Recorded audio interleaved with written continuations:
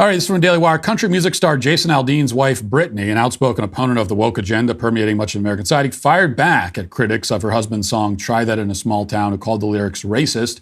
Aldean's song, released in May, was targeted by people saying it was racist and pro-lynching. We talked about that yesterday. She wrote on her Instagram story, "Media, it's the same song and dance. Twist everything you can to fit your repulsive narrative. How about instead of creating stories, we focus on the real ones, such as child trafficking, food for thought." And this is after Aldean defended himself. We played some of his statement yesterday. So far, neither Jason Aldean or his wife are backing down or apologizing. And I give him credit for that, because usually the way these things go, you know, we're going on like 48 hours now of Jason Aldean being accused of being a pro-lynching racist by everyone in the media and on social media, and the outrage mob coming after. So it's like 48 hours, if not more, of this. And what we find typically is that people don't last even, usually it's like 2 or 3 hours is kind of the maximum. And then we get the full-throated apology, the retraction, and everything else. That hasn't happened yet. I really hope it stays that way. It has to. And I think Jason Aldean and Brittany Aldean, I think they understand that, first of all, it's wrong to back down on your convictions to begin with, but also it doesn't do you any good.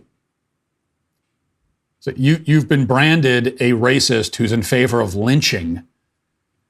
And once they've said that, and they've said that to begin with, there's no basis for it to begin with. So there's nothing you can say that's going to dissuade them or persuade them otherwise. There's nothing you can say that would make them go, oh, you know what? Maybe they're not okay with lynching. Maybe the country song was not a call to round up black people and lynch them. There's nothing you could say that would make them respond that way, because it was never based in fact to begin with. And I think the Aldeans understand all of that. So I do have a fair amount of faith that they're going to stick by their guns on this, and I certainly hope they do.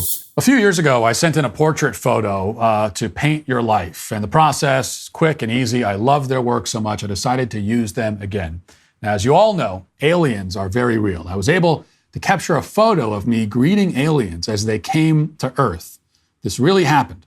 I was able to easily send in this photo, and in about 2 weeks, this will be turned into the most beautiful, realistic oil painting. Oh, so we're actually doing this.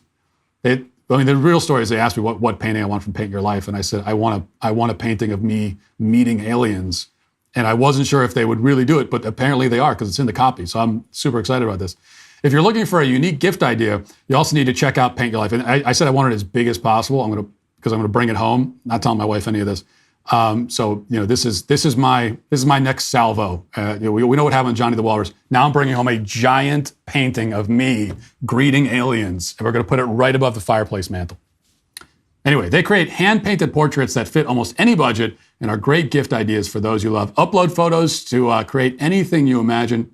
Put yourself in a location you've always wanted to go to, or add a lost loved one to a special occasion to create the portrait of your dreams. Maybe I can add a lost loved one to this picture of aliens. No, it's too far. You can choose the artist, art medium, and they have great selection of quality frames as well. Their user-friendly platform lets you order a custom-made hand-painted portrait in less than 5 minutes. They'll get your professional hand-painted portrait in as little as 2 weeks. There's no risk. If you don't love the final painting, I know I'm going to love mine. They'll give you a full refund. Right now, Paint Your Life is offering our listeners 20% off plus free shipping. Text MATT to 87204. That's MATT to 87204. Paint Your Life and celebrate the moments that matter most.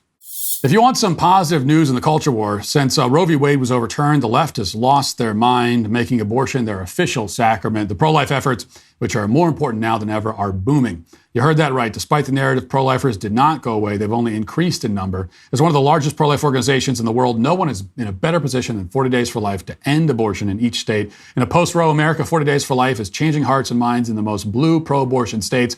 They've had a record number of locations since Roe was overturned, and they grew in both volunteers and locations. With about 1 million volunteers in 1,500 cities, they hold peaceful vigils outside abortion facilities. You can help them fight the ongoing legal battles by protecting free speech for their volunteers by giving a tax-deductible gift of any amount at 40daysforlife.com. That's 40daysforlife.com. One other note about this, and we talked about this plenty yesterday, so we don't need to rehash it.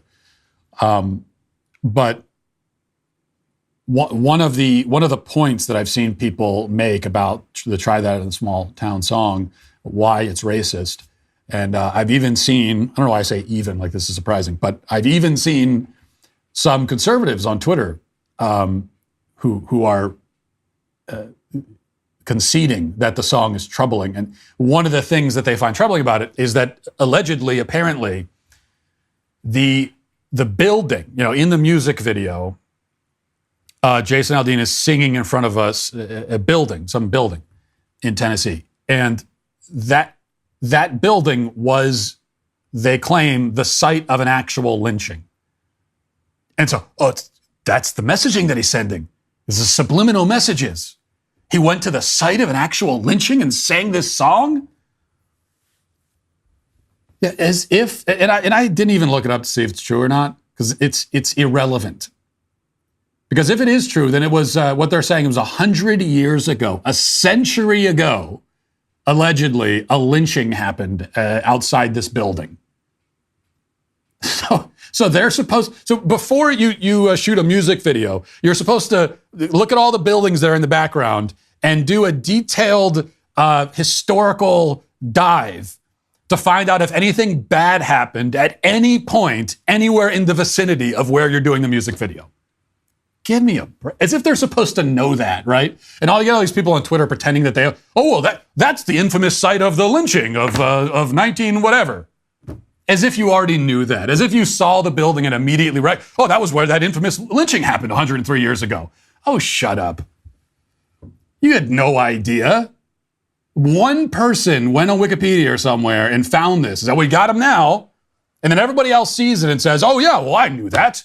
What, you didn't know that building was a lynching happened there? 103, everyone knows that. He must have known that. It's common knowledge.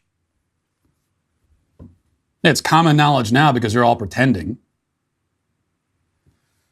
And that's why the whole thing is so flimsy and so ridiculous that it's based in absolute fantasy, the claims they're making about the song are. And so the only thing that we should get from the Aldeans towards the outrage mob is utter contempt. If anything, if I have any note, for them on their reaction so far, and again, it's been good, but if anything, turn up the contempt a little bit more. Because these people deserve it. They desperately deserve it.